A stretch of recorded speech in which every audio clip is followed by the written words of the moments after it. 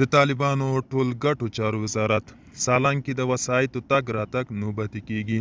سلام، وخت مو بخیر. پام وکړئ د نن ورځې تازه خبر ته. د طالبانو د ټولګټو چارو وزارت په یو اعلامیه کې ویلي د سالنګونو لوی لارې د دریو برخو پاتې کار د بیا رغونې چارو بیرته پیلولو لپاره ټاکل شوي.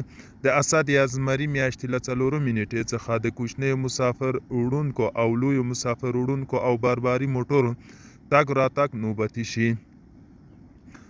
اعلامیه کې ویل شوي د کوچنیو وسایطو لپاره د سالنګونو لوی لارې اړوند ساحه کې بدیل مسیر رغول شوی چې د سهار له 6 بجو د مازدیګر تر 6 بجو پورې په هر ورځ له دواړو خواو څخه پرې تګ راتګ کیږي.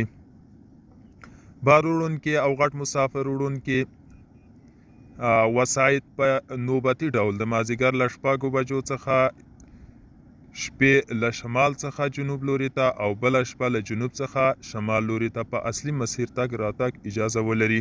کوچنیو مسافرو او وړونکو وسایطو ته شپې په دغه وخت کې تګ راتګ اجازه نه ورکول کیږي. دوستانو، دا د نن ورځې چمتو کلی خبر. تر بیا هم په الله سپارم. ښې چارې